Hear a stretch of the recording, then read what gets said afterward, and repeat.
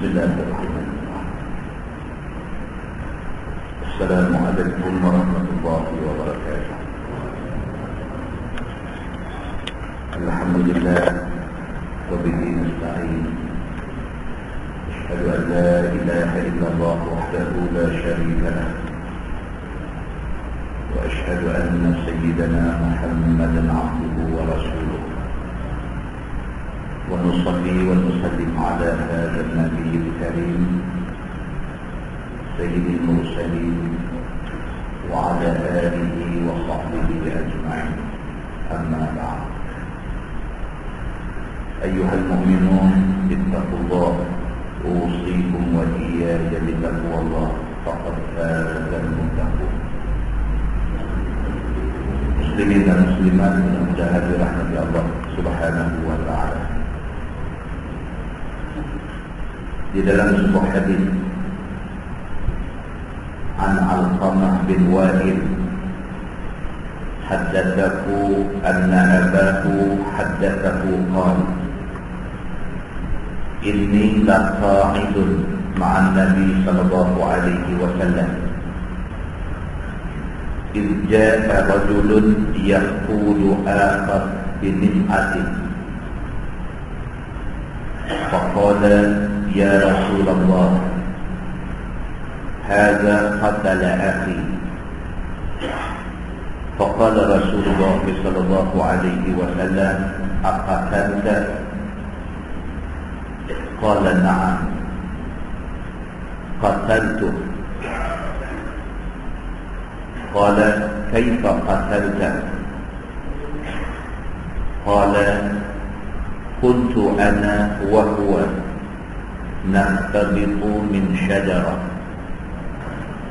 فسبني فأغضبني فضربته بالفأس على قرنه فقتلته. فقال النبي صلى الله عليه وسلم هل لك من شيء تؤديه عن نفسك؟ قال ما لي مال إلا كسائي وفأسي. قال فترى قوما يشترونك؟ قال أنا أهون على قومي من ذاك. فرمى إليه بنسعته وقال النبي صلى الله عليه وسلم دونك صاحبك. فانطلق به الرجل فلما ولى قال رسول الله صلى الله عليه وسلم إن قتله فهو مثله. فرجع فقال يا رسول الله إنه بلغني أنك قلت إن قتله فهو مثله. وأخذته بأمري. فقال رسول الله صلى الله عليه وسلم أما تريد أن يبوء بإثمك وإثم صاحبك؟ قال يا نبي الله بلى. قال فإن ذاك كذاك. قال فرمى بنسعته وخلى سبيله. أو كما قال hadis sahih riwayat Imam Muslim. Daripada Alqamah bin Wa'il, dia kata bapa dia menceritakan hadis ini. Alqamah kata bapa dia ceritakan dia hadis ini. Kata bapa Alqamah, inni laqa'idun ma'an Nabi sallallahu alaihi wasallam. Dia kata hari itu kami duduk bersama dengan Nabi sallallahu alaihi wasallam. Idh ja'a rajulun yaqulu akhar binis'a. Tengah duduk dengan Nabi, tengok ada satu orang laki-laki jalan di depan Nabi, dia tambah satu laki-laki lain duduk heret. Bapa Alqamah duduk dengan Nabi. Tengah dia duduk dengan Nabi, lalu depan dia satu orang, tambah satu orang duk heret dengan tali. Faqala ya Rasulullah, hadza qatala akhi. Dia ni yang tambah orang duk heret ni, dia mai depan Nabi, dia kata dekat Nabi, dia kata ya Rasulullah, hadza qatala akhi. Ni dia kata ya Rasulullah, ni orang yang aku ikat, yang aku heret ni, dia ni bunuh saudara aku. Orang yang aku tambah, yang aku beruskan, yang aku ikat dengan tali heret mai depan tuan lah ni, ini orang bunuh saudara aku. Dia kata. Faqala Rasulullah sallallahu alaihi wasallam. Nabi pun tengok kepada kawan yang kena tambah ni, Nabi kata, "Aqatalta?" Nabi kata, "Betulkah hang bunuh orang?" Qala, "Na'am, qataltu." Jawab kawan yang kena tambak ni, dia kata, "Ya, aku bunuh dia." Dia mengaku gentleman dia. Dia bunuh orang, dia ditangkap oleh saudara kawan yang dia bunuh, dia dibawa ke depan Nabi. Nabi tanya dia, dia mengaku terang-terang depan Nabi. Dia kata, "Na'am, qataltu." Betul, aku bunuh orang. Qala, "Kaifa qatalta?" Nabi tanya dia, macam mana boleh jadi sampai pergi bunuh orang? Nabi tanya dia, apa cerita ni sampai pergi bunuh orang ni, apa pasal? Qala, jawab kawan yang kena tambak ni, yang kena ikat, dia kata, "Kuntu ana wa huwa nakhtabitu min syajarah fasabbani fa'aghdabani fadarabtuhu bil fa'ti ala qarni faqataltu." Dia kata cerita dia macam ni. Aku dengan kawan yang aku bunuh ni, kami sama-sama masuk hutan, cari buah hutan. Tengah duk petik buah hutan ni, tiba-tiba tak pasal-pasal. Dia kata, "Fasabbani." Dia maki aku tak pasal-pasal. Dia kata, "Fa'aghdabani." Aku jadi marah. Dia kawan aku, dia ajak aku masuk hutan sama dengan dia, nak pergi cari buah hutan, nak pergi cari buah kayu, aku ikut dia. Tengah duk petik buah elok-elok, dia maki aku tak pasal-pasal. Fa'aghdabani, aku jadi marah. Fadarabtuhu, maka aku pukul dia bil fa'si ala qarni. Aku guna tapak yang aku bawa ni, aku sekeh kepala dia. Faqataltu, maka aku bunuh dia, kata Nabi. Arak tuan-tuan, arak. Melawak ni duk ingat kot sikit, rupanya jadi besar. Dalam panas. Maka tak heran Allah bangkitkan Nabi-Nabi di kalangan orang Arab. Mereka panas. Panas orang Melayu ni tak panas macam Arab punya panas. Satu telaga minyak punya pasal dia perang dua negara. Panas tu daripada dulu sampai dah ni panas. Maka bila Nabi SAW tanya dia, apa cerita ni sampai jadi bunuh-bunuh, dia cakap terang-terang. Dia kata, aku dengan kawan aku yang aku bunuh ni, kami sama-sama turun di dalam hutan nak cari hasil hutan. Tiba-tiba dia maki aku tak pasal-pasal. Aku naik angin, aku marah, tangan duk ada kapak, aku sekeh kepala dia. Faqataltu, maka akhirnya aku bunuh dia. Faqala lahu Nabi SAW, Nabi kata kat dia, "Hal laka min syai'in tu'addihi 'an nafsik?"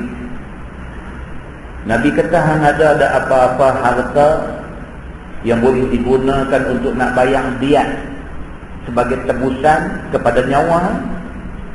Tuan-tuan, bunuh orang ni dia ada dua. Satu, hukum dia qisas, bunuh balas. Yang kedua, kalau sekiranya dia nak terlepas daripada kisah, dia nak selamat daripada kena hukum bunuh balas, dia kena minta maaf kepada keluarga yang dia bunuh. Kalau keluarga itu sedia memaafkan dia, sebagai ganti dia kena bayar diat, kena bayar nilai duit sebagai ganti kepada nyawa dia yang tak jadi dibunuh itu. Maka Nabi tanya laki-laki ini, Nabi kata, "Hal laka min syai'in tu'addihi 'an nafsik?" Hang ada apa-apa harta yang boleh dibuat diat, boleh dibuat bayaran tebusan kepada nyawa hang ni?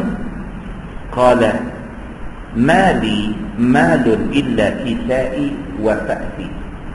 Ada kata, ya Rasulullah, aku ni semua orang kenal, aku tak ada apa. Dia kata, mali malun, tidak ada pada aku sebarang harta illa kisai, melainkan baju yang aku pakai ni, wa fa'si, dengan kapak betul aku ni. Ini sudah karut, kapak tu dah ada lagi.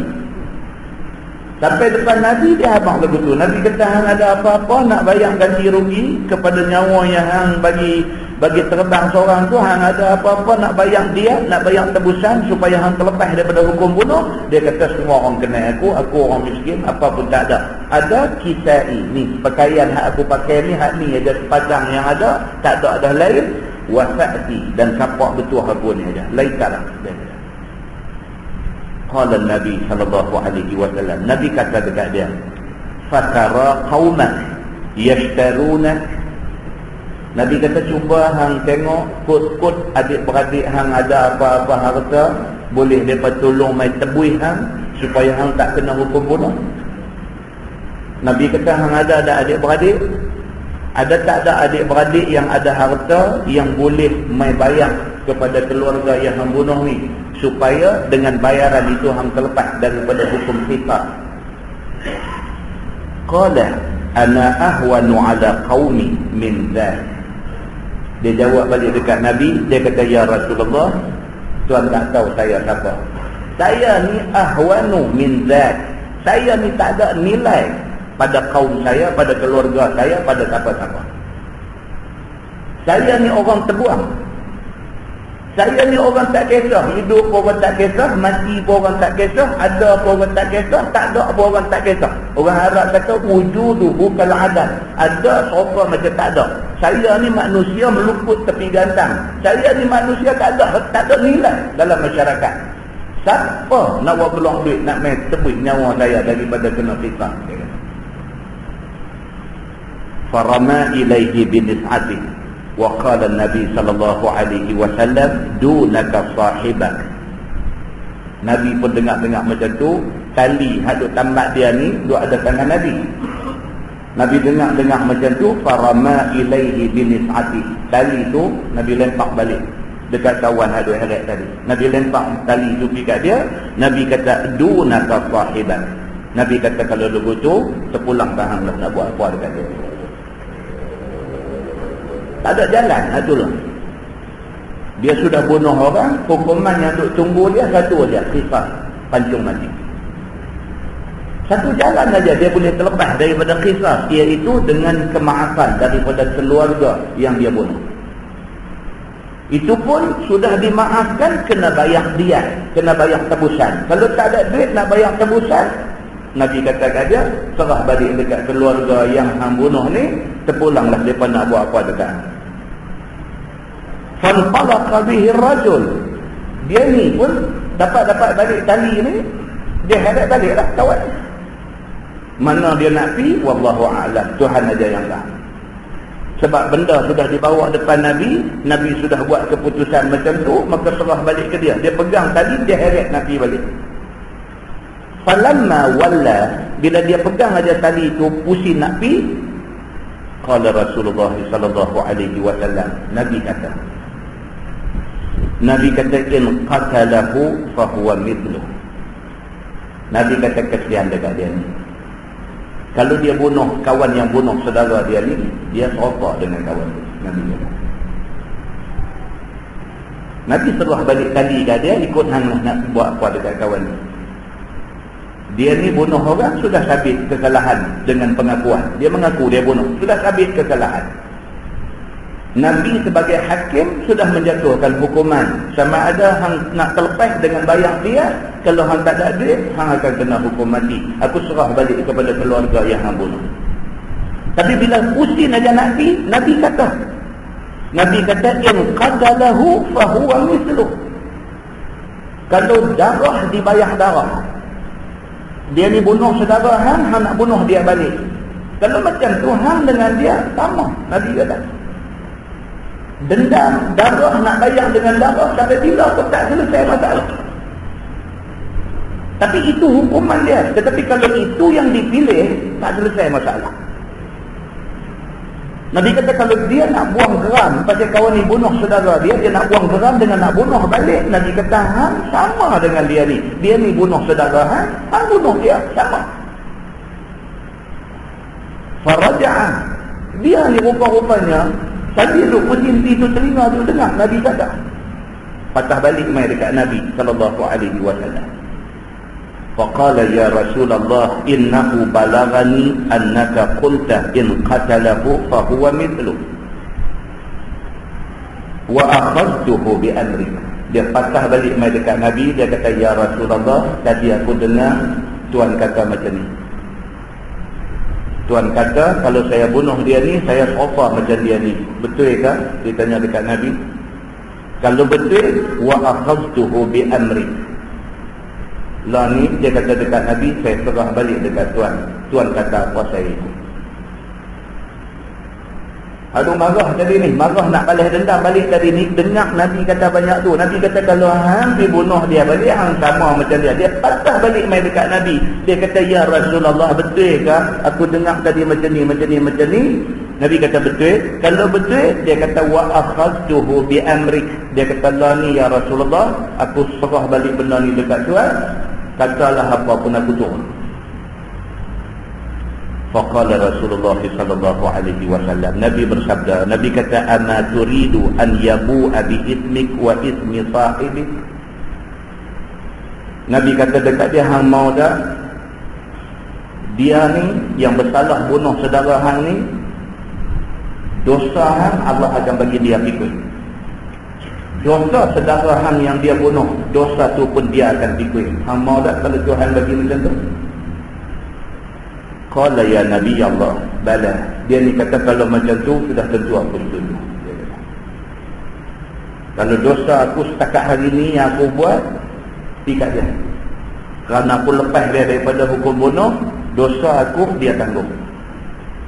Dosa saudara aku yang dia bunuh pun, dosa kawan tu pun dia tanggung. Kalau itu deal, itu cara nak menyelesaikan masalah ni, balas. Dia kata bahkan saya terima cara itu. Qala, kata Nabi sallallahu alaihi wasallam, fa inna zaka kaza. Nabi kata kalau begitu kita selesai cara ni. Hang bebaskan dia daripada hukum bunuh, Allah akan ambil dosa hang bagi dekat dia, dosa saudara hang yang dia bunuh pun dia kena tanggung. Kita selesaikan macam tu. Qala, kata bapa Al-Qamah yang meriwayatkan hadis ni, farama bi nis'atih wa khalla sabila. Dia ni pun dengar Nabi kata lagu tu, maka dia rongkai balik tali. Dia kata dekat kawan ni, hang pilih mana hang Nabi. Hadis itu hadis sahih riwayat Imam Muslim. Muslimin dan muslimat yang dirahmati Allah sekalian. Pengajaran yang kita boleh ambil daripada hadis ni. Yang pertama, kerana mulut badan binasa. Cerita tadi ni, sama-sama kawan turun pergi dalam hutan nak petik hasil hutan, tiba-tiba maki. Kerana maki punya pasal, akhirnya terbang nyawa. Kerana mulut badan binasa. Maka pelihara mulut kita, jangan sampai mulut kita membinasakan kita. Pengajaran kedua daripada hadis ni, sahabat-sahabat Nabi adalah golongan manusia yang cukup dengar cakap Nabi sallallahu alaihi wasallam. Bila Nabi kata aja kalau dia ni bunuh dia ni, dia sama dengan kawan yang bunuh saudara dia. Dia sama aja. Sahabat bila dengar cakap Nabi macam tu, dia memilih untuk dengar cakap Nabi, dia membatalkan tujuan dia nak bunuh balik orang yang bunuh saudara dia. Maka kesimpulan yang kedua, para sahabat Nabi adalah golongan manusia yang cukup dengar cakap Nabi sallallahu alaihi wasallam. Kesimpulan yang ketiga, memaafkan orang yang buat salah tak merugikan kita. Orang buat salah ke kita, kita maafkan dia, langsung tak merugikan kita. Setidak-tidaknya di padang mahsyar itu segera hisab kita di depan Allah Subhanahu wa taala. Kita orang baik, orang buat salah ke kita. Di mahsyar itu kita orang baik. Orang yang buat salah kat kita dibicarakan di depan Allah.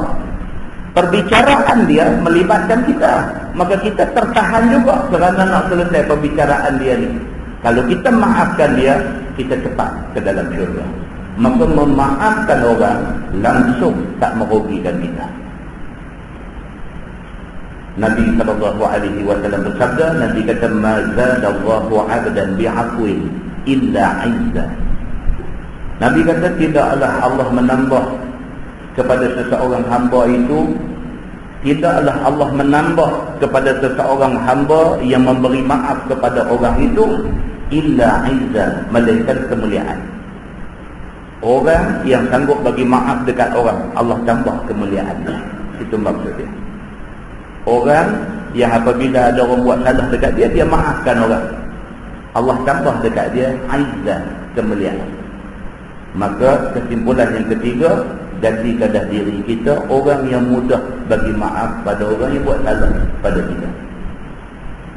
Pengajaran yang keempat yang boleh kita ambil ialah orang yang boleh memaafkan orang yang bersalah adalah orang yang sebenar-benar kaya di sisi Allah Subhanahu wa taala.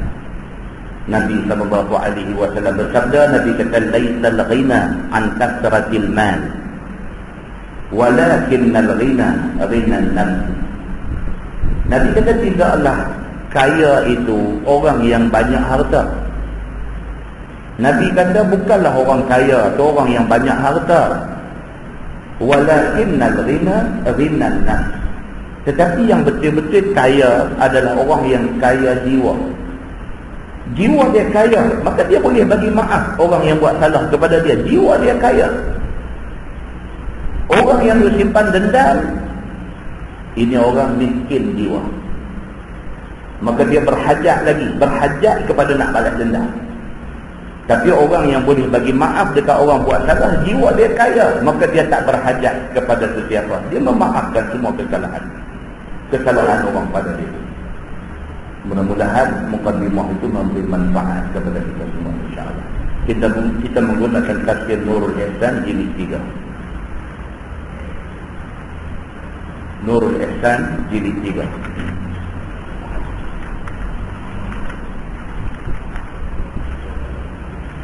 Muka surat 267.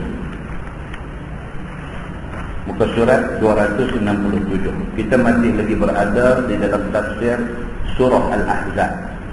Surah Al-Ahzab muka surat 267.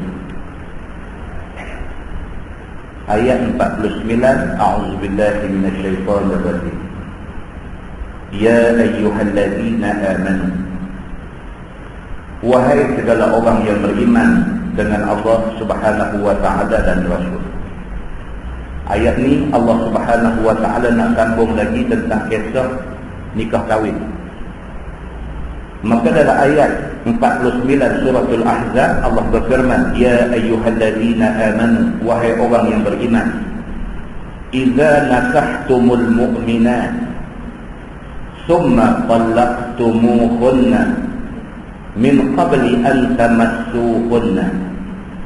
Apabila kamu nikah akan perempuan yang mukminah, kemudian kamu talak akan mereka itu dahulu daripada kamu jima akan mereka itu. Ini kes apa? Kes satu orang kahwin, satu orang lelaki kahwin dengan satu perempuan. Lepas selesai akad nikah apa semua dah sah lerah selesai, tengok muka anak dara tak kenal. Tengok muka anak dara tak kenal. Maka dia terus buat keputusan, aku tak mau dekat budak ni. Akad nikah dah, tapi dia tak sentuh lagi budak perempuan ni. Dia tak sentuh lagi, tak buat apa-apa lagi, tidak berlaku jima lagi antara dia dengan budak perempuan ni. Tiba-tiba tengok muka tak berkenan ni, tak apa yang buat apa lah. Kalau gagah juga pun bercerai setelah berumah tangga 3-4 bulan, bercerai setelah berumah tangga setahun, baik bercerai belum buat apa-apa. Sekiranya berlaku benda yang macam ni, dia kata, fama lakum alaihinna min iddatin ta'tadunaha, maka tiada bagi kamu atas mereka itu daripada iddah yang beriddah mereka itu akan dia, yakni isteri yang ditalak sebelum setubuh, tiada iddah. boleh nikah pada lain-lain daripada orang lelaki ketika itu juga. Orang perempuan yang diceraikan sedangkan suami dia belum setubuh dengan dia, perempuan ni tidak ada iddah. Dia bercerai pukul 5 suku boleh nikah dengan lelaki-lelaki lain. Pasal apa? Pasal dia tidak perlu beriddah. Pasal apa dia tak perlu beriddah? Pasal dia tak disentuh oleh suami dia. Iddah ni hikmah Islam mensyariatkan iddah ni kerana nak pastikan perempuan tu bersih daripada membawa benih suami lama.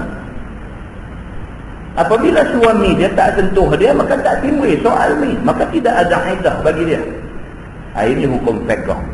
Dalam bab orang berkahwin belum sentuh isteri, sudah ceraikan isteri dia, maka isteri yang diceraikan itu tidak perlu beriddah. Waktu tu juga selepas suami dia lafaz cerai, dia boleh kahwin dengan orang lain. Firman Allah, famatti'uhunna, maka beri mut'ah olehmu akan mereka itu. Maka makna mut'ah itu ialah pemberian suami kepada isteri yang ditalak bertujuan nak menyukakan hati isteri itu, maka mudah jika hendak rujuk. Mut'ah ni maksudnya seronok. Maksud perkataan mut'ah itu ialah seronok. Apabila suami menceraikan isteri, disuruh, dan suruh ini bukan suruh wajib tapi sunat bagi suami yang menceraikan isteri ini, bagi sesuatu untuk nak seronokkan isteri dia. Berapa kadar mut'ah tak ada sebut dalam nas. Quran tak sebut mut'ah ni mesti berapa ribu, hadis tak sebut mut'ah ni mesti benda apa-apa, tak disebutkan. Cuma mut'ah ni di sisi ulama fiqh, dia kata adalah baik sekiranya diberikan mut'ah itu pada nilai setengah daripada nilai mas kahwin, setengah daripada nilai mahar. Kalau mas kahwin dia RM80, mut'ah 40. Kalau mas kahwinnya 10,000, maka mut'ahnya 5,000. Tetapi benda ni tidak sabit daripada nas. Dan hukum memberi mut'ah juga bukannya wajib, sunat sahaja. Tujuan disuruh beri mut'ah ini ialah kerana nak bagi seronok hati isteri yang diceraikan tu. Maknanya diceraikan dia dalam keadaan yang harmoni. Cerai, bagi duit sikit kat dia. Mudah-mudahan kalau selepas bercerai tu ada ingat nak rojok balik, mudah untuk rojok. Mudah untuk rojok. Pasal apa? Pasal bercerai berlaku dalam keadaan yang harmoni, elok. Ini tujuan agama. Firman Allah, wastarrihuhunna sarahan jamila. Dan lepas olehmu, yakni cerai olehmu akan mereka itu, yakni akan isteri yang ditalak itu, dahulu daripada dukhul itu, yakni isteri yang belum lagi disetubuhi itu, akan sebagai lepas yang elok dengan tiada mudarat dan tiada tegah akan hak mereka itu. Lepas elok. Suami isteri kalau didapati rumah tangga ni tak mau nak jadi kebajikan, kalau ditakdirkan perceraian tak dapat dielakkan, bercerai elok. Agama mau macam tu. Macam mana dulu hangpa nak menikah, hangpa berkenan elok-elok, maka kalau nak berlaku perceraian pun cerai elok-elok. Agama dia mau macam tu, apa pun buat bagi elok. Firman Allah, ya ayyuhan nabi, wahai nabi, inna ahlalna laka azwajaka allati ataita ujurahunna, bahawa telah kami halal bagi engkau akan segala isteri engkau yang telah engkau beri akan segala mahar mereka itu. Wa ma malakat yaminuka mimma afa Allah alaih, dan hamba perempuan yang milik oleh tangan kanan engkau daripada barang yang kurnia Allah atas engkau daripada tawanan kapiah itu, yakni halal bagi engkau. Ayat ni tak ada apa-apa, cuma Allah nak bagi tahu kepada Nabi Muhammad SAW, Nabi menikah dengan orang perempuan berapa ramai pun, orang perempuan tu semuanya halal bagi Nabi. Sebab kita dah baca dalam kuliah lepas cerita tentang Nabi Muhammad SAW ada 11 isteri. Isteri Nabi 11. Masa Nabi wafat ada 9 isteri. Masa Nabi wafat tu, isteri yang ada dengan Nabi ni 9 orang. Maka Allah Subhanahu wa taala bagi tahu dalam ayat ni, Nabi walaupun Nabi menikah lebih daripada 4, Nabi menikah sampai 11, masa wafat pun ada 9 isteri, semua tu halal bagi Nabi. Takut saat ni ada orang kata Nabi ni cakap 4 saja halal, lebih daripada tu tak halal, tak boleh kata macam tu. Pasal apa? Pasal ada ayat Quran khas bagi tahu bagi Nabi Muhammad sallallahu alaihi wasallam, apabila Nabi menikah, berapa ramai pun yang Nabi menikah, semua tu halal untuk Nabi sallallahu alaihi wasallam. Halal Nabi memperisterikan 11 orang dan kekal 9 di masa Nabi wafat ni, halal itu disebut oleh Allah dalam Quran. Maka tak ada siapa boleh objek, boleh dilawan apa yang Allah kata dalam Quran. Ini khusus untuk Nabi sallallahu alaihi wasallam. Daripada bilangan itu, kalau sekiranya Nabi nak tambah lagi dalam bentuk hamba jariah, itu juga dibenarkan kepada Nabi, seperti mana dibenarkan juga kepada orang yang lain daripada Nabi. Sahabat-sahabat Nabi pun kalau hamba perempuan, dia halal untuk bersama dengan hamba perempuan. Maka ternyata Nabi SAW dapat seorang anak laki-laki nama Ibrahim dengan seorang hamba, nama dia Maryam Al-Qibtiyah. Nabi ada satu orang perempuan hamba yang Nabi bersama dengan dia dapat anak, dan anak tu anak laki-laki, nama dia Ibrahim, dan hidup berapa bulan aja Ibrahim pun meninggal dunia. Maka ini semua disebut dalam Quran halal bagi Nabi SAW. Seperti mana isteri Nabi yang nama dia Safiyah binti Huyai bin Akhtar. Seperti mana seorang isteri Nabi nama dia Safiyah. Safiyah ni asalnya hamba. Safiyah binti Huyai ni anak raja. Sewaktu jadi perang di Khaybar. Contoh Khaybar ini base kepada Yahudi di Madinah. Khaybar adalah base, adalah pengkalan, adalah markas kepada orang Yahudi yang duduk di Madinah. Bani Nadir, Bani Qainuqa, Bani Quraidah, semua sekali duduk di Khaybar. Nabi diarahkan oleh Allah Subhanahu wa taala pergi serang Khaybar yang menjadi markas orang Yahudi yang merupakan kumpulan talam dua muka. Depan Nabi depa janji sumpah setia depa akan bertahan Nabi kalau ada orang serang Nabi. Belakang Nabi depa fikir dengan musuh, depa membantu musuh untuk menyerang Nabi. Bila Allah bagi tahu dekat Nabi cerita ni, maka Allah perintahkan Nabi pergi serang Khaybar yang menjadi base kepada orang-orang Yahudi. Bila Nabi pergi ke Khaybar, perang itu dipanggil perang Khaybar. Bila Nabi sampai di Khaybar, ternyata semua orang tunduk kepada Nabi SAW. Tunduk, tak lawan Nabi SAW. Bila habis selesai apa semua, sah lerah dah semua, kutip semua apa yang ada ni, rampasan, harta rampasan semua kutip. Main satu orang laki-laki, nama laki-laki itu Dihyah nama dia. Dalha, ha kecil tu, ya ta marbutah tu, Dihyah. Dia main depan Nabi SAW. Dihyah ni kata dekat Nabi, dia kata, ya Rasulullah, aku nak satu orang hamba perempuan daripada tawanan Khaybar ini. Minta izin kepada Tuan, ya Rasulullah, bagi dekat saya satu orang hamba perempuan daripada orang Khaybar ni. Nabi kata dekat Dihyah ni, Nabi kata, pilih mana kamu mahu. Dengan izin Nabi SAW, Nabi kata pilihlah mana satu yang kamu mahu.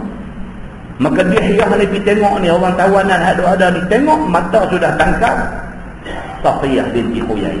Kerana Safiyah binti Huyai ini anak raja, anak ketua Yahudi di Khaybar. Segaklah. Bila Dihyah tengok Safiyah binti Huyai, dia pegang, dia kata kat Nabi, dia kata, ya Rasulullah, aku mau yang ni. Nabi kata kat dia, ambillah. Tak lama lepas itu mai pula sahabat jumpa Nabi. Sahabat kata, ya Rasulullah, kamu tahu tak Safiyah ni siapa? Dia kata, Safiyah ini anak kepada Huyai. Huyai bin Akhtar ialah ketua kepada orang Yahudi Khaybar. Maka Dihyah tak sesuai ambil Safiyah untuk jadi hamba dia. Kerana Safiyah ini anak raja Yahudi, maka dia lebih sesuai dengan Tuhan. Kata sahabat seorang. Hadis ni tuan-tuan boleh semak di dalam Sahih Muslim. Ada cerita tentang hadis ni. Hadis tentang Mahar Safiyah, tajuk dia. cerita tentang Nabi kahwin dengan Safiyah binti Huyai, apa mahar dia. Bila sahabat ni mai depan Nabi, dia kata, ya Rasulullah, Dihyah tak layak ambil Safiyah. Safiyah anak raja Yahudi, anak raja hanya layak dengan tuan aja, tak layak dengan orang lain. Nabi bila dengar macam tu, Nabi pun tak tahu kata Safiyah ni anak Huyai bin Akhtab, ketua Yahudi. Nabi bila dengar macam tu, Nabi kata, pergi panggil balik Dihyah jumpa aku. Dihyah mai balik. Bila mai, Nabi kata dekat dia, pulangkan balik Safiyah ni. Maka dia pun pulang balik Safiyah. Baru Nabi tengok Safiyah ni. Bila Nabi tengok Safiyah, Nabi kata, aku ambil budak ni. Aku ambil budak ni. Bukan Nabi tengok berkenan ambil, tuan-tuan. Orang talis tulis dalam buku tentang cerita ni. Dia kata kejinya Muhammad ni. Dia kata tak boleh tengok dari licin nak sapu ke dia. Tentang apa? Fakta dia macam tu. Orang boleh ponah. Orang boleh ponah cerita ni. Maka golongan orientalis, dia exploit cerita ni. Dia kata cuba tengok yang kata Muhammad ni perangai macam mana. Tak boleh tengok segak sikit semua dia pun. Sedangkan Nabi SAW ambil Safiyah binti Huyai kerana mengenangkan dia anak raja Yahudi. Mudah-mudahan dengan menikah dengan anak ketua mereka rasa terbuka hati untuk nak terima Islam. Tujuan tu.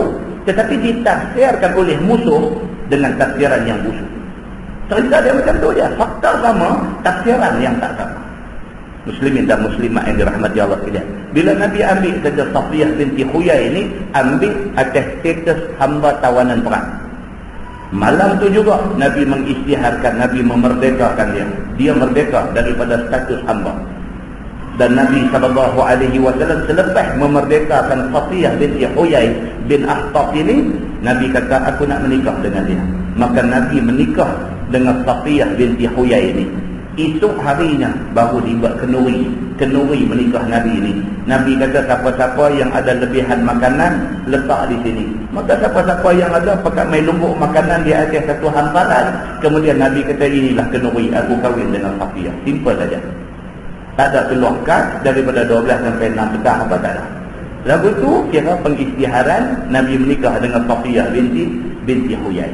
Ini cerita macam mana boleh Nabi menikah dengan Safiyah binti Huyai bin Akhtab. Dia kata keturunan daripada Nabi Harun, iaitu saudara kepada Nabi Musa, dan dia adalah anak Raja Khaybar, yakni anak kepada ketua Yahudi di Khaybar. Ditawan ketika berlaku perang Khaybar, dimerdekakan oleh Nabi SAW, kemudian kahwin Nabi dengannya. Demikian juga dengan Juwairiyah yang asalnya juga adalah tawanan. Juwairiyah ni pula daripada Bani Mustalaq. Dia pun asal-asal bila berlaku perang Nabi tawan. Lepas tu Nabi merdekakan dia, lepas tu Nabi menikah dengan dia. Pasal apa? Pasal Juwairiyah juga anak orang besar dalam keturunan Bani Mustalaq ini. Muslimin dan muslimat yang dirahmati Allah sekalian. Macam dululah kita baca sejarah cerita Sultan Melaka kahwin dengan Puteri Hang Lipung. Apakah motif di sebalik perkahwinan itu? Apa motif dia? Motif dia nak mengeratkan hubungan dengan kerajaan Cina. Itu saja cerita dia. Pasal apa? Bila ambil anak raja mereka, anak ketua mereka rasa bangga dengan kita. Kebanggaan itu memudahkan mereka untuk nak terima Islam yang dibawa oleh Nabi Muhammad SAW. Itu cerita dia. Baik, firman Allah, wa banati ammik wa banati ammatik wa banati khalik wa banati khalatik allati hajarna ma'ak. Dan halal anak perempuan bagi laki-laki saudara bapa. Nabi Muhammad SAW dihalalkan oleh Allah untuk nak kahwin dengan sepupu. Anak perempuan bagi lelaki saudara bapa, sepupu lah. Anak perempuan kepada satu laki-laki, yang laki-laki itu saudara pak. Laki-laki itu adik-beradik dengan pak. Anak laki-laki itu dengan kita sepupu. Dia bahasa Arab dia begitu. Bahasa Melayu senang dia buat sepupu. Bahasa Arab dia buat bagi nampak payah. Dia kata wa banati ammik, anak perempuan pada pakcik. Anak perempuan pakcik kita, sepupu kita lah. Dia nak abang, kata Nabi SAW, halal berkahwin dengan sepupu daripada saudara laki-laki bapa dia. Dan segala anak perempuan bagi perempuan saudara bapa. Dan juga halal kahwin dengan sepupu yang menjadi anak kepada makcik, adik perempuan pak.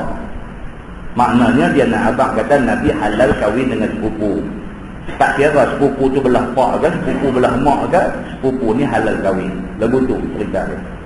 Dan juga anak perempuan bagi laki-laki saudara ibu, sepupu juga. Tapi sepupu sebelah adik-beradik mak, sama lah macam tadi. Dan juga anak perempuan bagi perempuan saudara ibu, sepupu juga sebelah mak. Hak tadi sepupu sebelah pak sama ada sepupu tu anak abang ataupun anak kak, boleh. Hak ni pun sepupu belah mak, anak abang ataupun anak kak, boleh. Makna dia apa? Sepupu boleh kahwin. Itu dia nak abang yang tu. Apabila sepupu boleh kahwin, maknanya aurat kita dengan sepupu kena jaga. Pasal apa? Pasal halal kahwin. Ada masyarakat kita ni bila kata sepupu ni lagu adik abang. Ada dalam agama sepupu halal kahwin. Oleh kerana sepupu halal kahwin, kena jaga aurat antara sama-sama sepupu. Dan yang hijrah mereka itu sekalian serta dengan Nabi SAW ke Madinah. Nabi boleh kahwin dengan sepupu belah mak ke, sepupu belah pak ke, boleh kahwin dengan syarat mereka ni terlibat di dalam hijrah. Hak mana sepupu yang tak ikut Nabi hijrah, Nabi tak boleh kahwin dengan sepupu tu. Bersalahan mereka itu yang tiada hijrah, maka haram atas Rasulullah nikah mereka itu. Dia nak abang kata apa? Kata hijrah tu penting pada zaman tu. Hijrah ni penting pada zaman tu. Pasal apa? Pasal hijrah tu adalah penyataan keimanan kepada Allah Subhanahu wa ta'ala. Sanggup tinggal kekayaan, harta benda, adik-beradik, kebun ladang, semua tinggal. Hak mana ada di Mekah ni tinggal kerana perintah Allah suruh hijrah. Kesanggupan untuk tinggal harta untuk hijrah ni, itu penting. Maka siapa yang tak sanggup, tak boleh menikah dengan mereka. Itu ceritanya, nak tunjuk kata pentingnya taat perintah Allah untuk nak melakukan hijrah itu. Firman Allah, wa mra'atan mu'minatan in wahabat nafsaha lin nabi sallallahu alaihi wasallam in arada an-nabi an yastankihaha. Dan halal perempuan yang beriman jika hebah ia akan dirinya bagi Nabi, jika berkehendak Nabi bahawa bernikah akan dia dengan apa ibarat ada ia, yakni dengan tiada mahar. Ini khusus untuk Nabi saja. Nabi kalau ada satu orang perempuan mai jumpa Nabi, dia kata, ya Rasulullah, aku hebahkan diri aku kepadamu. Kalau ada orang perempuan mai jumpa Nabi, dia kata, ya Rasulullah, aku serah diri aku kepadamu. Maksudnya aku sedia kahwin dengan kamu. Maka Nabi boleh terima dia buat bini. Tanpa perlu kepada bayar mahar, tanpa perlu kepada apa-apa. Kerana dia mai serah diri dia untuk jadi isteri Nabi, Nabi boleh terima dia. Kita hari ini tak boleh. Kita hari ini dia ada syarat juga. Rukun-rukun nikah tu semua mesti kena ada. Mesti ada wali, mesti ada saksi, mesti ada ijab kabul, mesti ada, semua kena ada. Nabi SAW dibenarkan benda ni. Firman Allah, khalisatan lak min dunil mu'minin. Ini ketentuan bagi engkau saja. Yakni ini khas untuk Nabi saja. Untuk umat Nabi tak boleh. Ini ketentuan yakni khas untuk engkau saja, untuk Nabi saja. Yakni nikah dengan lafaz hebah, dengan tiada wali dan tiada saksi dan tiada mahar, itu khusus untuk Nabi saja, daripada tiada segala orang mukmin. Orang lain tak boleh. Yang ni Nabi sahaja. Tuan-tuan, dia ada beberapa benda yang menjadi keistimewaan Nabi, yang menjadi khususiyah, dia panggil khas untuk Nabi SAW saja. Dia kenal begitu. Kalau tidak, tak usah jadi Nabi ya? Kalau tak ada keistimewaan kan? Kalau tak ada keistimewaan, apa beza Nabi dengan orang lain? Macam ada satu sahabat saya, dia jadi ketua satu jabatan kan? Dalam mesyuarat dengan anak buah dia, dia bagi tahu, ini garis panduan buat kerja. Apa yang hampa boleh buat, apa yang hampa tak boleh buat. Benda hal tak boleh, tak boleh. Jangan siapa pilih buat bagi boleh. Dia bagi arahan macam tu. Jadi bila ada orang mai jumpa pegawai-pegawai bawah dia, pegawai dia abang kata ni tak boleh. Pasal memang peraturan macam tu, tak boleh. Orang yang dapat jawapan kata tak boleh ni pergi masuk jumpa bos nombor 1. Pergi jumpa bos nombor 1, cerita, dia bagi arahan, dia kata bagi boleh dekat dia ni. Jadi kaki tangan bawah ni kan, dekat kita dia abang kata tak boleh. Bila orang pergi jumpa dia, boleh. Ada bunyi, dok merongok di kalangan pegawai ramai-ramai. Dia bagi tahu kat kita dalam mesyuarat, benda ni tak boleh. Kita pergi abang ke orang kata tak boleh. Orang yang dengar kata tak boleh tu pergi jumpa dia, boleh pula. Jadi orang kata kita jahat, kita tak orang bagi. Pasal apa? Pasal pos boleh bagi. Jadi duk merongok ni sampai ke telinga dia. Dia panggil mesyuarat pula sekali lagi. Dia kata saya dapat laporan ada orang tak puas hati dengan apa yang saya buat. Lami dapat tak puas hati cakap. Dia kata ada hak jenis berani ni angkat tangan cakap. Dia kata tuan saya bukan apa tuan. Dia abang benar ni. Tuan dah bagi tahu kata tak boleh. Bila orang jumpa tuan bagi boleh. Dan tuan kata tak boleh lah. Yang tuan bagi boleh. Pasal apa? Dia kata kat dia. Dia kata apa tuan? Dia kata itulah beza antara hampa dengan aku. Aku bos. Dia kata aku pengarah. Aku nombor 1. Kalau hampa tak boleh buat, aku pun tak boleh buat. Aku buat hampa. Dia kata benda ni hampa tak boleh buat, tapi aku punya level aku boleh buat. Ya kan? Barulah ada beza hampa dengan aku. Hampa pun boleh buat, tapi nanti jadi tobat aku. Ya kan? Saya tak tahulah benda ni betul tak betul dari segi peraturan JPA ke apa-apa betul tak betul, tapi dia buat macam tu. Muslimin dan muslimat yang dirahmati Allah, itu beza dia. Nabi SAW, Nabi ini satu benda yang cukup istimewa. Nabi pengarah tak istimewa macam Nabi. Nabi ni cukup istimewa, dilantik oleh Allah Subhanahu wa ta'ala. Maka ada benda yang umat Nabi tak boleh buat, Nabi Allah bagi kebenaran khas untuk buat. Maka nampak beza antara Nabi dengan umat Nabi SAW. Maka ayat yang kita duk baca lah ni, ayat ni nak menceritakan tentang kehebatan dan keistimewaan dan privilege yang Allah bagi kepada Nabi SAW. Dia begitu. Macam kita dengan anak kita kan. Kalau kita sopa macam dia, jadi pak buat kan. Kita pak, dia anak. Dia ada beberapa benda yang istimewa bagi kita sebagai pak ni. Dia ada benda yang istimewa. Benda yang kita sebagai pak boleh buat, anak tak boleh buat. Bukanlah bermakna tak rokok dia boleh. Sebab kita pak kita boleh tak rokok, anak tak boleh. Dah ada bukan macam tu. Ada benda lain lah, benda lain yang kita boleh buat, anak tak boleh buat. Maka itu menunjukkan beza. Hang anak, aku pak. Maka pak ada sikit lagi power. Itu yang kadang-kadang setengah pak dia misuse dia punya power. Kalau anak dia minum air, tinggal cawan tengah jalan, dia jalan-jalan sepak cawan tu. Anak nanti kena. Dia kata dia ambil dulu letak merata cawan ni, dia kata orang duk tersepak ni, dia kata apa pula? Dia marah anak dia pasal letak cawan tengah jalan. Tak lagi dia minum air, dia letak tengah jalan. Anak dia main sepak, anak boleh tak marah dia dulu? Anak boleh tak kata kat pak dia apa? Letak cawan merata. Boleh tak anak kata? Anak tak boleh kata. Kan? Anak dia letak cawan tengah tu, dia sepak, anak salah juga. Dia letak dalam tu, anak sepak, anak salah juga. Dia kata hang buta ke? Dia kata benda besar macam ni hang tak nampak. Dia jumpa, jadi dia tak salah juga. Dia rasa dia pak, dia ada keistimewaan, tapi keistimewaan tu salah lah. Kan? Dia nak tunjuk ada beza. Ada beza antara orang bawah dengan orang atas, antara anak dengan pak. Maka ayat Quran yang kita baca ni, Allah nak bagi tahu Nabi SAW, Allah bagi khusus untuk Nabi beberapa keistimewaan. Di antaranya yang kita baca ada apa? Nabi boleh kahwin lebih daripada 4. Lepas itu kita baru pula jumpa yang kata Nabi SAW ni boleh, kalau satu perempuan main depan Nabi, dia hebah diri dia kepada Nabi, dia menawarkan diri dia kepada Nabi. Nabi boleh kahwin dengan dia tanpa perlu saksi, tanpa perlu wali, tanpa perlu mahar. Nabi boleh kahwin dengan dia. Itu juga keistimewaan Nabi. Kita tengok lagi apa lagi istimewa Nabi SAW. Firman Allah, qad alimna ma faradna alaihim fi azwajihim.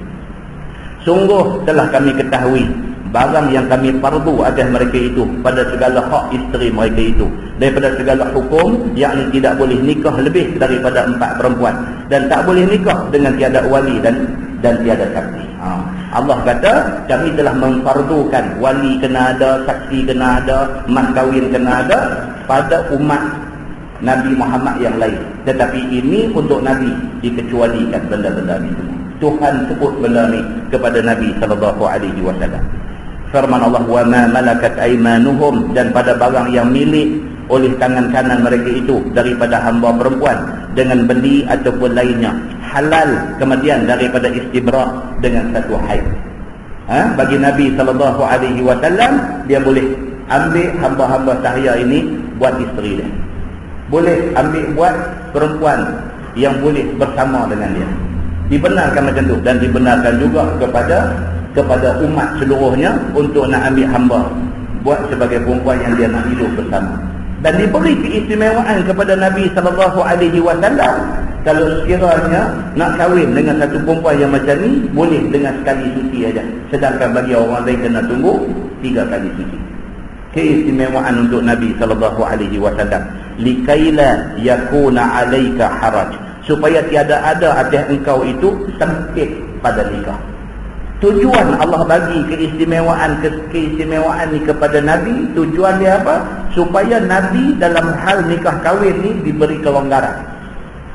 Nabi mendapat kelonggaran dalam soal nikah kahwin. Orang boleh kahwin 4, Nabi boleh kahwin sampai setakat yang ada dekat Nabi. Maka itu kelonggaran untuk Nabi.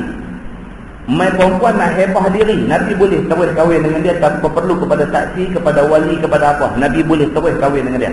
Allah membenarkan, tapi dalam kes ni Nabi tak pernah buat benda.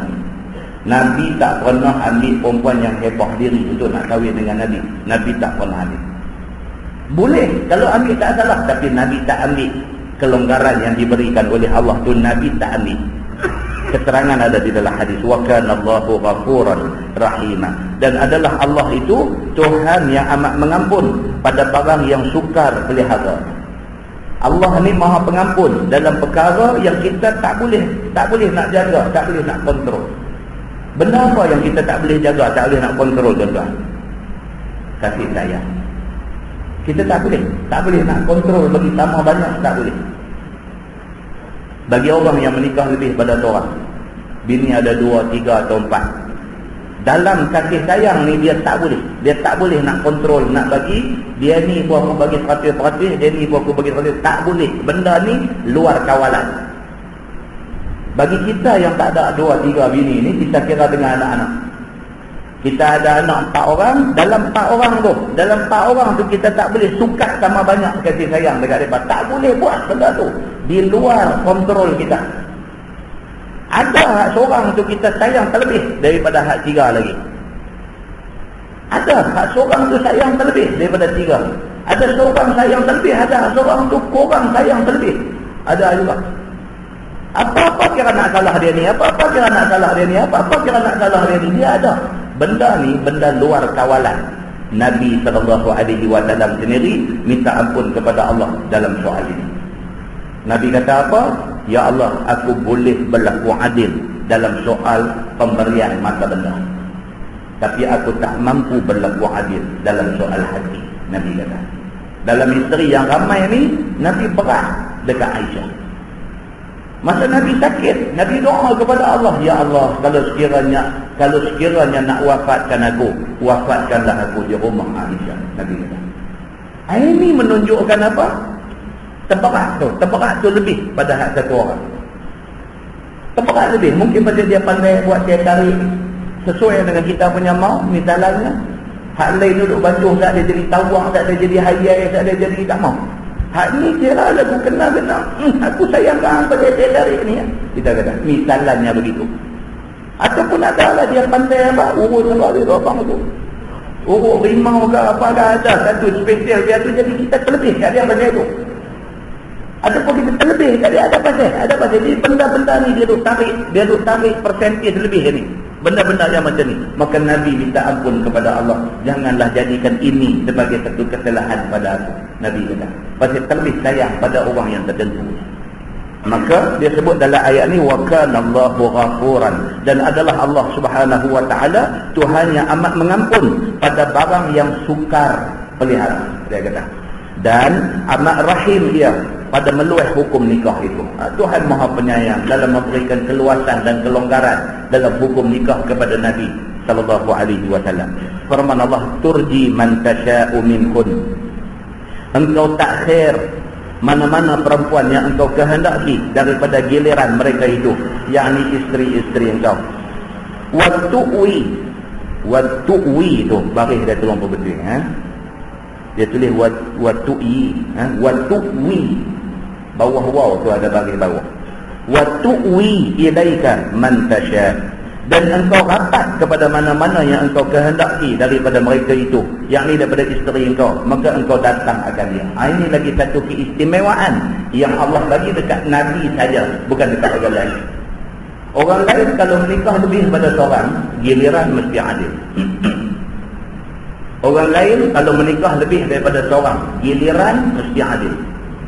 Rumah ni hari Isnin, rumah ni hari Selasa, rumah ni hari Rabu, rumah ni hari Khamis, dia kena adil macam tu. Ataupun dia buat formula, rumah ni Isnin Selasa, rumah ni Rabu Khamis, adil, dia kena adil macam tu. Kalau dia nak pergi sana terlebih, mesti dengan izin daripada sini. Abang nak minta extend lari di sana pasal anak-anak sana tak Fatihah misalnya. Sini kata apa pun borang masuk main dulu saya. Misalan lagu tu, dia saya okey jalan lebih 1 hari. Ataupun dia kata saya lulus abang dengan syarat saya aku itu mau terlebih dari 2. Misalnya dia buat rimak di bawah tu, lagu ni dia tulis. File photostat buat kat dia ada 2, ambil 1. Kalau lagu tu misalnya, maka kena berlaku adil. Tapi untuk Nabi sallallahu alaihi wasallam, Allah izinkan kepada Nabi untuk giliran ini tak ikut. Kalau Nabi nak duduk di rumah Aisyah, kalau Nabi nak duduk di rumah Aisyah seminggu, rumah isteri lain duduk sari-sari, tak salah bagi Nabi, kerana Nabi sallallahu alaihi wasallam mendapat kebenaran khas daripada Allah Subhanahu wa taala. Tetapi Nabi tidak guna kelonggaran itu. Sehinggalah waktu Nabi gering, waktu Nabi sakit nazak nak mati, nak wafat tu, Nabi masih menjalankan giliran kepada isteri-isteri dia. Tapi kalau Nabi tak patuh, tak salah. Tapi Nabi patuh kepada peraturan yang dikenakan kepada umat dia. Ini yang kata Nabi Muhammad sallallahu alaihi wasallam, dia macam tu. Firman Allah, wa man ibtaghaita mimman azalta fala junaha alaih. Dan mana-mana isteri engkau yang engkau tuntut,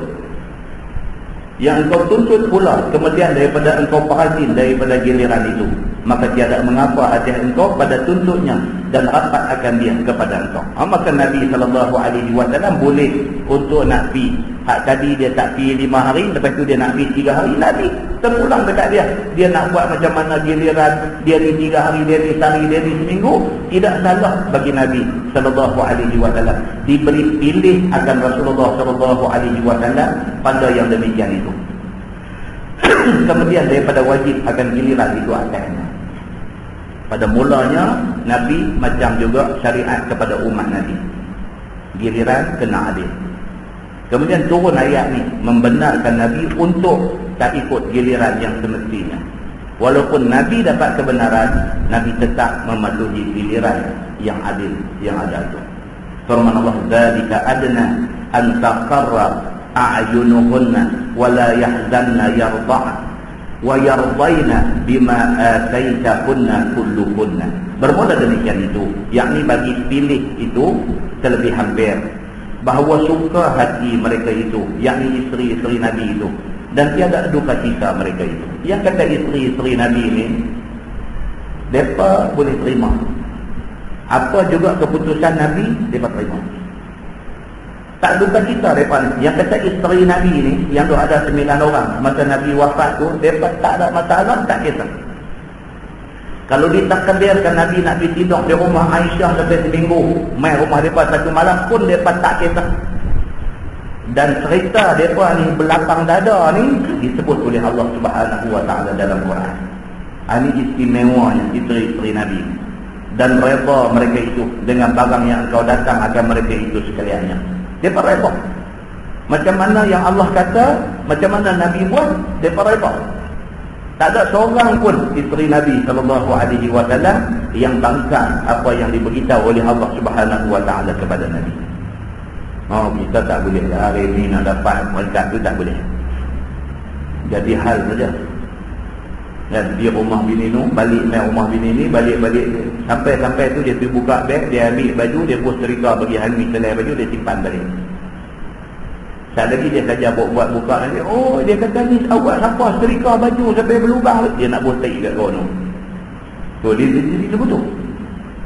Ni dia kata abang Allah sayanglah beli baju ni, saya hadiah kat abang baju ni. Ni saja dia sakit hati kat saya ni, dia setrika bagi terbakar abang tengok, dia nak bagi jadi jahanam hubungan dengan kau ni. Hak duk jadi ni bukan cakap berdasar pengalaman saya bini seorang ni. Kan? Cerita orang yang pergi nikah, yang pergi jadi begini ni, mereka main cerita. Allah Ustaz, lepas dah sakit kepala Ustaz, oh sakit kepala jangan cerita kat saya, cerita hatat sakit kepala tu dah. Kan? Tuan-tuan, ada yang pergi jadi macam tu. Pasal apa? Pasal tak cukup tarbiyah.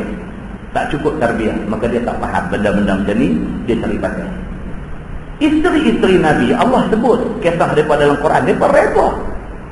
Mereka redha, tak ada masalah. Kalau Nabi sana 7 hari, sini hari, waduh tak apa. Pasal apa? Pasal dia tahu ini bukan suami dia, bukan laki-laki dia dah, tetapi ini suami dia, ini Rasulullah, ini kekasih Allah. Dia buat apa pun mesti dengan perintah Allah Subhanahu Wa Taala.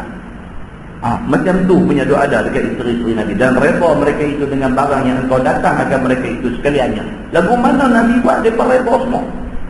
Ini yang dikatakan ummahatul mu'minin, yang katakan mak-mak kepada orang-orang yang beriman, iaitu isteri-isteri Nabi sallallahu alaihi wasallam.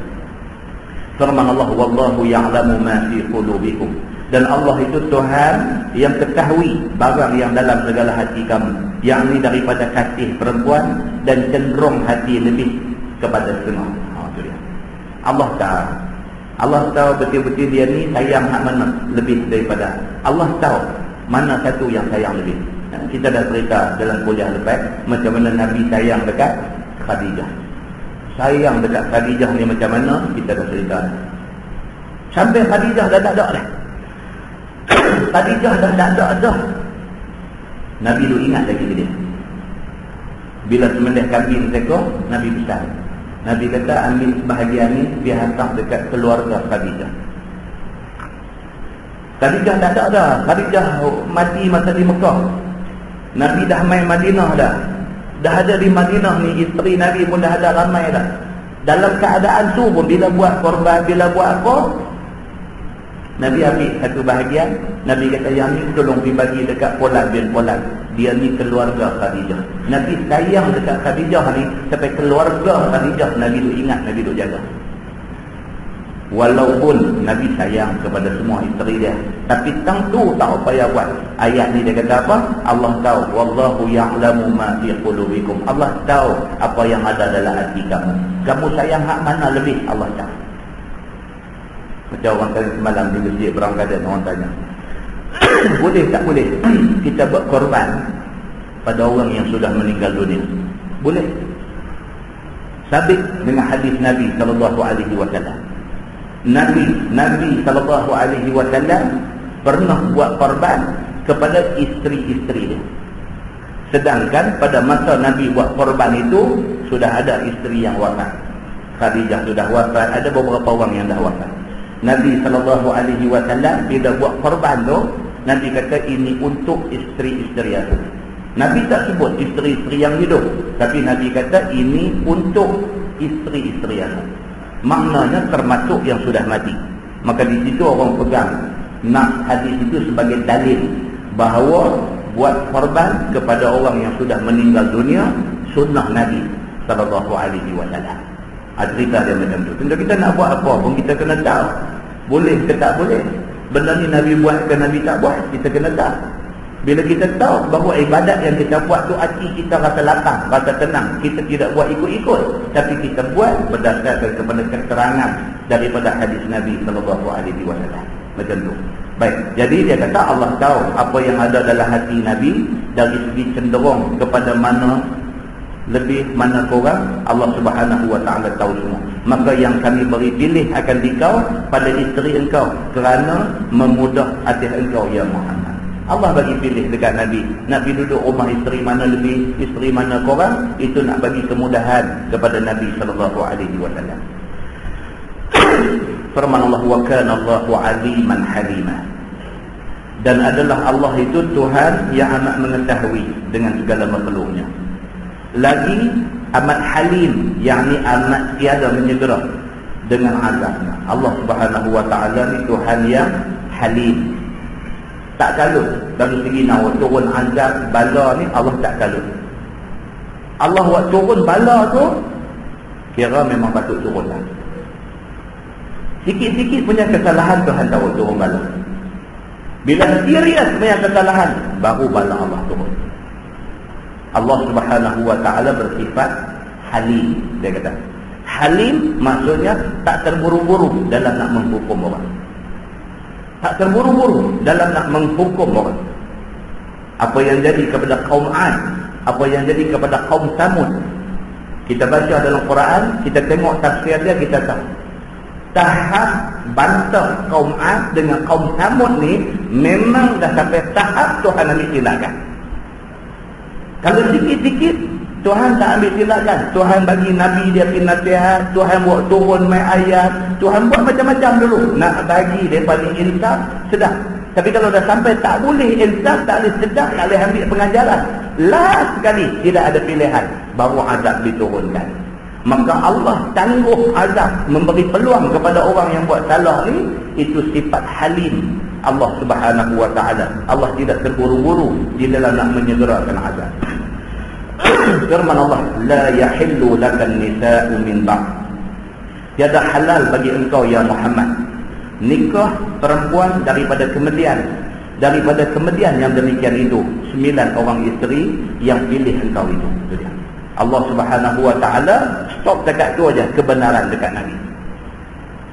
Nabi sallallahu alaihi wasallam ada 11 orang isteri. Kemudian wafat hak tinggal 9. Takat ada 9 tu Allah sudah bubuh full stop di situ. Maknanya lebih pada tu tak dibenarkan dah. Maka ayat yang kita baca ni dia beritahu la yahillu lakan nisa'u min ba'du.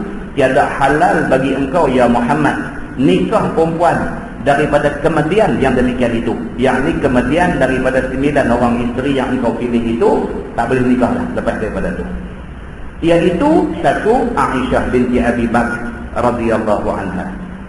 Yang kedua Hafsah binti Umar. Yang ketiga Ummu Habibah binti Abi Sufyan. Yang keempat Saudah binti Rabi'ah. Saudah, bukan Saudah. Saudah binti Rabi'ah. Yang kelima Ummu Salamah binti Abi Umayyah. Yang keempat Safiyah binti Huyai bin Ahbab Khaybariyah. Ambil sebenar nama tempat dia Khaybar itu. Khaybariyah. Dan yang ketujuhnya Maimunah binti Al-Harb. Dan yang ke-8nya Zainab binti Jahshin. Dan yang ke-9nya Juwairiyah binti Al-Harb. Wafat Nabi SAW daripada 9 isteri itu. Rahimallahu anhunna. Masa Nabi wafat 9 tu isteri tu ada. Nabi stop, Nabi cakap, Allah Subhanahu wa ta'ala stop, Nabi cakap tu aja. Cakap 9 ni saja, lebih daripada ni tak boleh. Firman Allah, wala antabaddala bihinna. Dan tiada halal bahawa engkau tukar dengan seorang daripada mereka itu, yakni yang 9 itu. Dah ada 9, kalau Nabi nak cerai seorang, nak dia ambil hal lain pun tak boleh. Tak boleh. Ada cakap 9 tu je. Kalau 9 tu buang seorang, dia ambil seorang, kekal 9 juga pun tak boleh. Maknanya cakap tu Nabi dah tak boleh kahwin dah dengan siapa-siapa. Begitu. Firman Allah, min azwaj, daripada segala isteri-isteri dengan talak dan nikah yang lain tak boleh. Yakni diharamkan Allah akan isteri Nabi sallallahu alaihi wasallam yang 9 dengan sebab pilih mereka itu akan Allah dan Rasul. Ini yang kita baca dulu. Ayat 28 gambar dulu. Yang cerita Allah Subhanahu wa ta'ala suruh Nabi baca ayat ni kepada isteri-isteri dia. Kalau sekiranya hampa memilih untuk hidup senang di atas dunia, maka Allah ni juga bagi tahu dekat aku akan ceraikan hampa. Nabi kata. Kerana kalau hampa pilih Allah dan Rasul, hampa tak akan dijanjikan kesenangan atas ini. Bila baca aja ayat tu, orang yang pertama sekali bangkit depan Nabi ialah Aisyah radhiyallahu anha. Aisyah kata apa? Aisyah kata, ya Rasulullah, aku pilih Allah dan Rasul. Aku tak pilih kesenangan atas dunia, aku pilih Allah dan Rasul. Kalau takdir menikah dengan Allah dan Rasul ini akan menjadikan hidup aku susah, itu pilihan aku tak akan ubah dah pilihan itu. Barulah bini hak lain ni, isteri-isteri Nabi hak lain ni semua pun bangkit sokong apa yang Aisyah kata. Ada yang kata, ya Rasulullah, kami pun sama, kami pilih Allah dan Rasul. Senang sama senang, susah sama susah, kami tetap bersama dengan Allah dan Rasul. Oleh kerana 99 orang ni bangkit depan Nabi, bagi tahu kata apa jadi pun mereka pilih Allah dan Rasul. Untuk menghormati pilihan yang mereka buat tu, Allah letak full stop di situ. Nabi tak boleh nikah dah lepas daripada adu-adu. Itu cerita yang ada di dalam ayat ni. Dia kata, dan akhirat, pilih Allah dan Rasul dan akhirat itu. Dengan haram Rasulullah berkahwin tambah ataupun nak tukar isteri yang sedia ada. Tak boleh lah, takat tu habis lah. Walau a'jabaka husnuhunna, dan jika mengajib akan dikau oleh keelokan cantik mereka itu sekalipun, tidak boleh nikah tambah ataupun tukar. Boleh. Kalau lepas tu ditakdirkan Nabi tengok ada lagi perempuan yang lawa pun, Nabi tak boleh dah kahwin selepas daripada tu. Kerana takat tu Allah sudah tutup kebenaran untuk nak kahwin lagi. Pasal apa? Pasal nak menghormati mereka ni yang dah nyatakan kesanggupan hidup susah dengan Nabi SAW. Begitu. Firman Allah, illa ma malakat yaminuk, melainkan barang yang milik oleh tangan engkau, yakni harus bergundik. Dan sungguh telah milik Nabi SAW kemudian daripada mereka itu, yakni daripada 9 yang pilih itu, akan seorang hamba jariah, nama dia Maria Al-Qibtiyah. Kita beritahu tadi, dia dah abang lah. Selain daripada 9 orang isteri, Nabi ada satu orang hamba perempuan yang Nabi ambil duduk sekali dengan dia. Nama perempuan ni Maria Al-Qibtiyah. Tuan-tuan, ada hadis, tuan-tuan. Ada hadis Nabi SAW terang-terang Nabi kata, Maria Al-Qibtiyah min ahli bait. Nabi kata Maria Al-Qibtiyah, hamba sahaya ni, dia ni ahlul bait, dia ahli keluarga aku. Maka di sisi i'tiqad ahli sunnah wal jamaah, Maria Al-Qibtiyah masuk di dalam senarai ahlul bait, di dalam senarai keluarga Nabi SAW. Hal lain tu kita tahulah siapa dia yang kata ahlul bait, dia kata keluarga Nabi ni siapa? Hak keluarga darah daging lah. Siapa dia? Anak-anak Nabi. Ini ahlul bait. Pak-pak penakan Nabi. Ini ahlul bait yang mana yang Islam. Ini ahlul bait. Cucu Nabi, ini ahlul bait. Yang terkeluar daripada susunan keluarga ni, yang Nabi sebut khusus mereka ni diambil untuk menjadi ahli keluarga, di antaranya ialah Maria Al-Qibtiyah, di antaranya ialah Zaid bin Harithah, di antaranya ialah Usamah bin Zaid. Ni dua beranak ni. Zaid bin Harithah anak angkat Nabi, Usamah bin Zaid anak kepada Zaid. Nabi ambil juga, buat anak angkat Nabi juga. Ini juga Nabi sebut min ahli baiti. Nabi kata ini ahli keluarga aku. Tuan-tuan ingat balik, Nabi SAW dah wafat. Beberapa orang tabi'in pergi jumpa sahabat Nabi yang bernama Zaid bin Arqam. Pergi jumpa, waktu tu Zaid bin Arqam dah tua dah bongkok belakang dah, mata pun kelabu, tak apa nak nampak dah. Tabi'in adalah golongan yang tak dan jumpa Nabi. Mereka macam kita lah, tak dan jumpa Nabi. Cuma beza mereka dengan kita, mereka dan jumpa sahabat Nabi. Maka 3 orang tabi'in ni pergi jumpa sahabat Nabi yang bernama Zaid bin Arqam. Bila sampai di depan Zaid bin Arqam, tabi'in ni kata apa? Mereka kata, beruntunglah engkau wahai Zaid, kerana engkau pernah melihat Nabi, kerana engkau pernah hidup sama dengan Nabi, kerana engkau pernah duduk di dalam majlis Nabi, kerana engkau pernah pergi berperang bersama dengan Nabi. Beruntunglah hampa pasal dapat duduk bersama dengan Nabi. Wahai Zaid, ceritalah apa yang hang ingat dari segi pengalaman engkau dengan Nabi SAW. Zaid bin Arqam kata apa? Dia kata, umur aku pun dah tua sangat dah. Ingatan aku pun dah tak banyak dah yang dia ada. Maka apa yang aku ingat, aku harap hak mana aku lupa, jangan paksa aku suruh abang. Dia kata, dia tua sangat dah. Dia kata apa? Antara benda yang aku ingat ialah sekali kami dalam perjalanan musafir dengan Nabi. Sampai di satu tempat bernama Al-Khumman. Ada mata ayam di situ, Nabi berhenti. Bila Nabi berhenti, Nabi bangkit berdiri di depan sahabat yang ikut sama dalam rombongan Nabi. Nabi kata, aku tinggal kepada hampa dua benda. Hampa pegang dan jagalah baik-baik dua benda. Nabi kata. Yang pertama, Quran. Dan yang kedua, ahlu baiti. Nabi kata, ahli keluarga. Nabi kata begitu. Maka jaga baik-baik dua benda. Quran pegang baik-baik kerana dialah nur, cahaya yang boleh menunjukkan jalan benar kepada kamu semua. Dan ahli keluarga aku, Nabi kata, peliharalah mereka baik-baik kerana mereka keluarga aku. Nabi kata. Ain cerita tentang ahlul bait, tentang ahli keluarga Nabi. Maka ulama ahli sunnah wal jamaah dia senaraikan kutip hadis-hadis yang ada. Selain daripada hak darah daging Nabi, orang yang tersenarai sebagai ahli keluarga atas sebut Nabi, di antaranya ialah Maria Al-Qibtiyah, di antaranya ialah Zaid bin Haritha, di antaranya ialah Usamah bin Zaid. Ini yang kata Maria Al-Qibtiyah ni, dia ni adalah satu orang perempuan hamba jariah.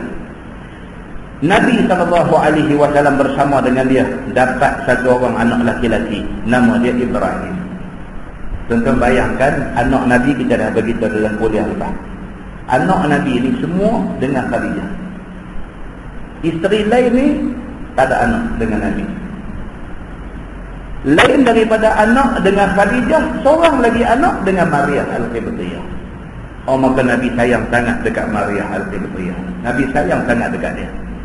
Anak dia pula laki-laki. Nabi letak nama Ibrahim. Nabi kata, ini anak aku. Aku namakan dia dengan nama bapa aku. Nabi kata Ibrahim, iaitu Nabi Ibrahim alaihissalam. Nabi Ibrahim tu, Nabi Muhammad kata, macam bapa dia. Aku namakan anak aku ini dengan nama bapa aku, iaitu Ibrahim. Ibrahim mati waktu Nabi doa ada di masjid. Ibrahim ni anak Nabi SAW mati umur 70 hari. 2 bulan lebih aja umur dia. Nabi tengah duduk mengajar di masjid, orang main beritahu. Orang main jumpa, main beritahu kat Nabi, ya Rasulullah, anak kamu Ibrahim sedang senang. Nabi kata kat kawan ni, sampaikan salam aku dekat mereka. Saat lagi main turut pula, ya Rasulullah, anak kamu tenang. Baru Nabi bangkit balik. Bila Nabi sampai aja, Nabi tengok Ibrahim ni, anak kepada Maria Al-Qibtiyah ni, anak Nabi dengan Maria ni. Nabi ambil dukung dia. Nabi dukung hanya ayam mata Nabi jatuh atas pipi budak tu. Sahabat bila tengok macam ni, sahabat kata, ya Rasulullah, apa ni? Dia berkata, Tuan larang kami menangis bila ada kematian. Pasal apa Tuan menangis?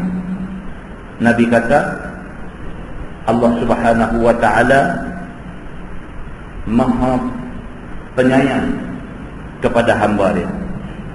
Barang siapa yang tidak ada sifat penyayang, Allah tidak sayang dia. Nabi kata begitu, man la yarham la yurham. Siapa yang tak ada rasa rahmah, rasa belas kesian sayang, Allah tak akan ada belas kesian dan sayang dekat dia. Menangis ni tidak salah, meraung itu salah.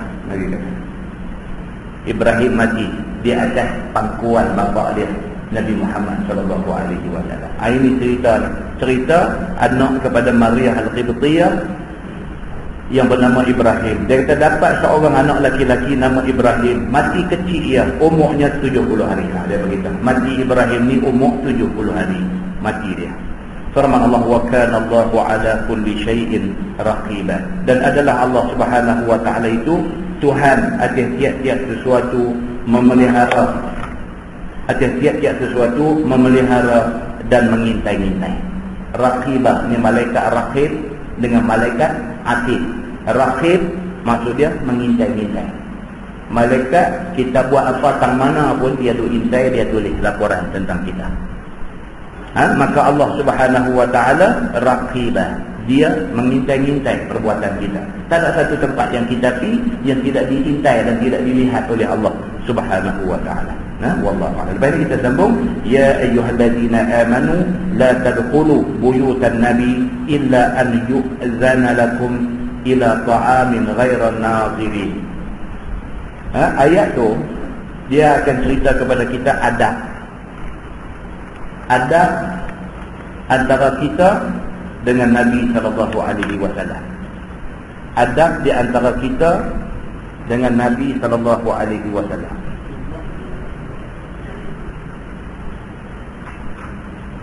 Adab ni kita boleh tengok dan kita boleh ambil pengajaran tuan-tuan.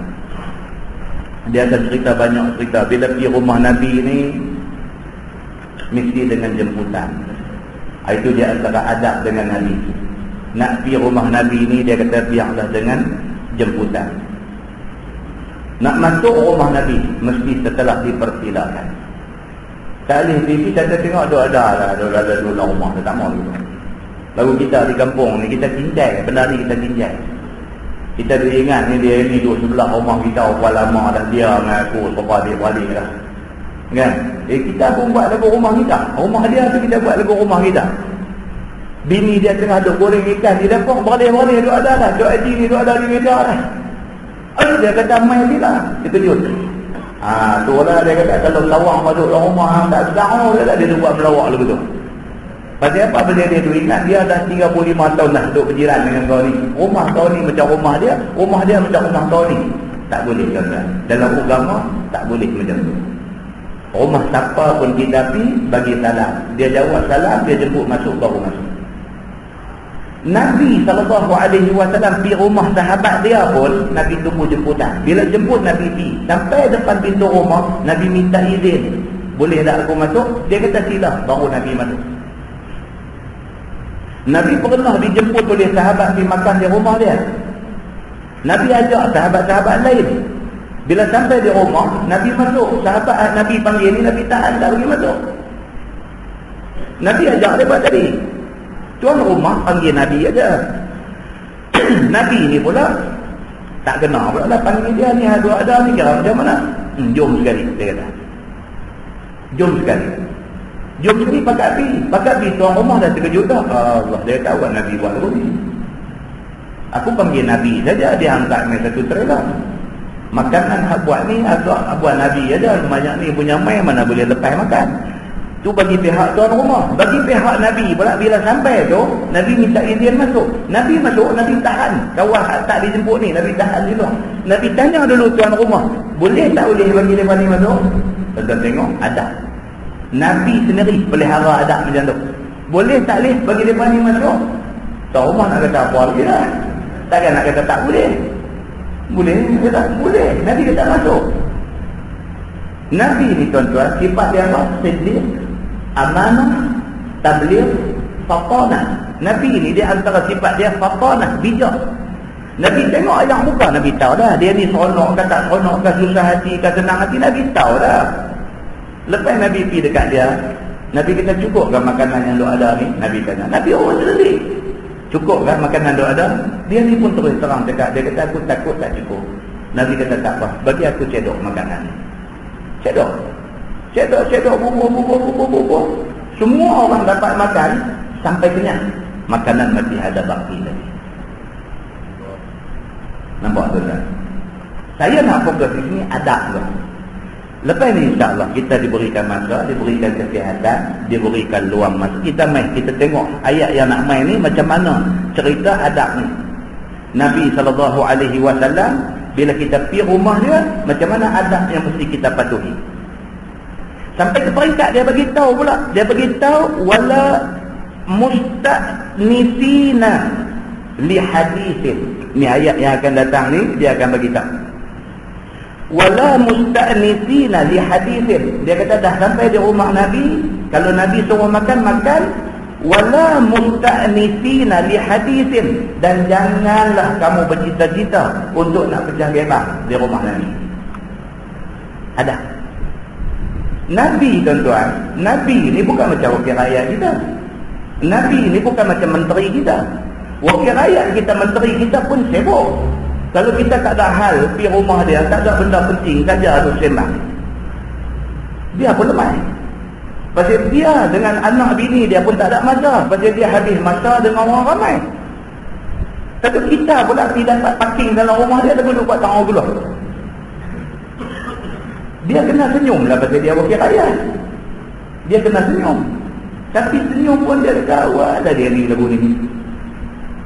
Sembang benda-benda yang dia kata bila nak balik. Dia buat menguap depan kita. Kita kata lah, YB mengatuk lah. Tak balik lagi. Tak balik lagi. Mengatuk Allah. Dia pun kata mengatuk. Saya hari ni daripada pagi sampai ni lah baru balik rumah. Dia habang tu nak bagi kita faham lah. Dia nak bagi kita kata Allah minta maaf YB ganggu ni. Salah balik. Dia nak begitu. Dia habang begitu. Kita pula pergi kata biasa. Jadi YB begitu. Tunggu lagi. Tuan-tuan ingat semua orang cerdik kan ada dalam dunia.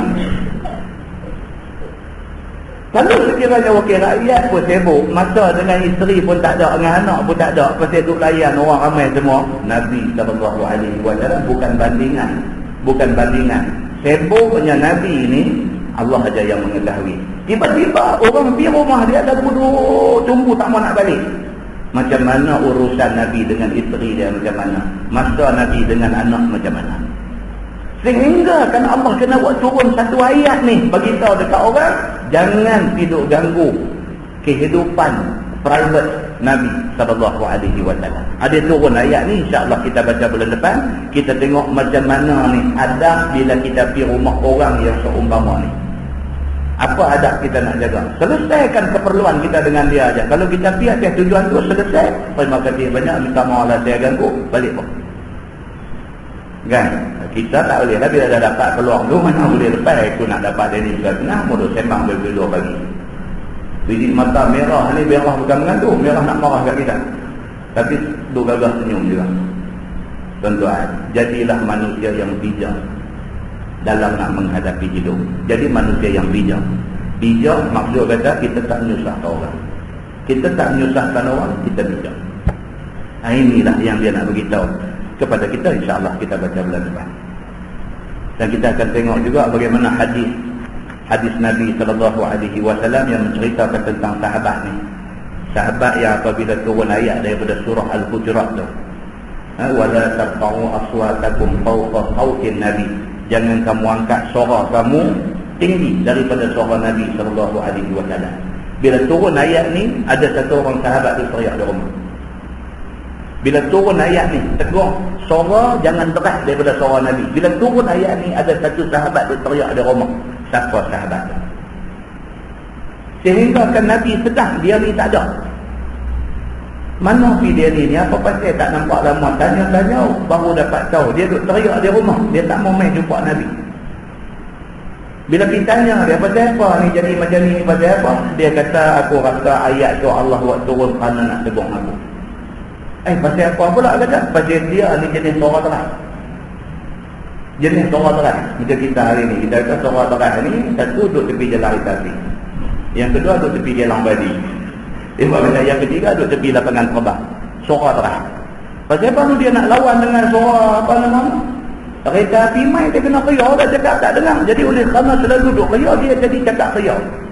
Kita duduk depan dia lagu ni, dia riau. Oi, lambat tak nampak. Kita kata jangan buat itu. Kita boleh tengok orang saja, orang kata marah aku pula. Tapi dia rupanya duduk tepi kelang padi. Dia duduk tepi jalan kereta api. Jadi sahabat Nabi ada seorang nak macam ni, jenis cakap suara teras. Bukan nak marah orang, tapi jenis suara teras. Bila turun ayat, jangan angkat suara kamu lebih tinggi daripada suara Nabi. Dia duk berasa ayat tu turun kerana Tuhan nak tegur dia. Teriak di rumah. Benda ni dimaklumkan kepada Nabi. Nabi kata kat dia tak berkenaan dengan hang benda ni. Hang jenis jenis orang lain. Bukan hang nak tunjuk biadab dengan Nabi sallallahu alaihi wasallam. Ini semua ada cerita-cerita dia yang melibatkan soal adab dengan Nabi sallallahu alaihi wasallam. Insya-Allah kita akan tengok apakah adab-adab di antara kita dengan Nabi sallallahu alaihi wasallam waktu Nabi hidup. Waktu Nabi dah tak ada, apa adab kita dengan Nabi setelah Nabi tidak ada.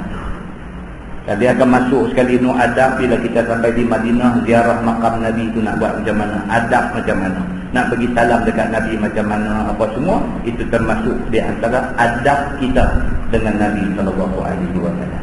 Mudah-mudahan tuan-tuan Allah kekalkan kita di atas jalan kebenaran, kita diberikan taufik dan hidayah oleh Allah Subhanahu wa taala, kita tidak terkasar matlamat dan kita sentiasa duduk dalam kumpulan orang yang mendapat petunjuk dan nikmat daripada Allah Subhanahu wa taala dunia dan akhirat. Wallahu a'lam, yang baik daripada Allah, yang tak baik tidak saya. Kita tanggung dengan tasbih kafarah dan surah Al-Asr. Subhanallah.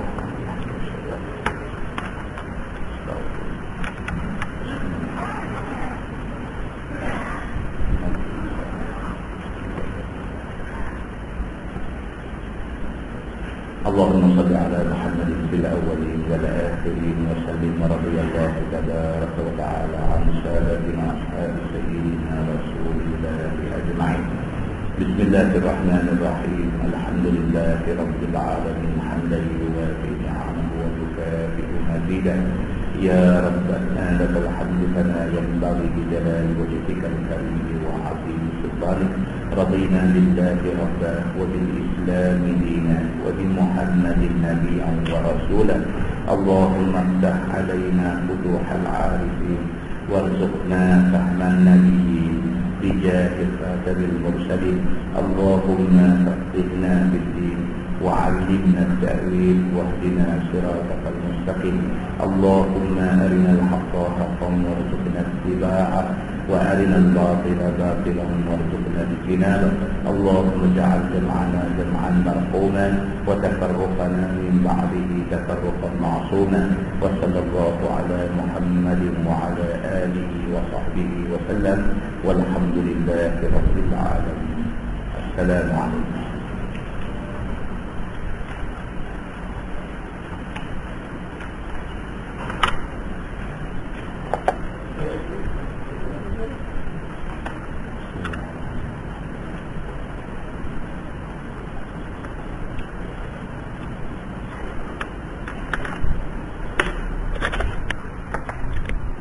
Welcome.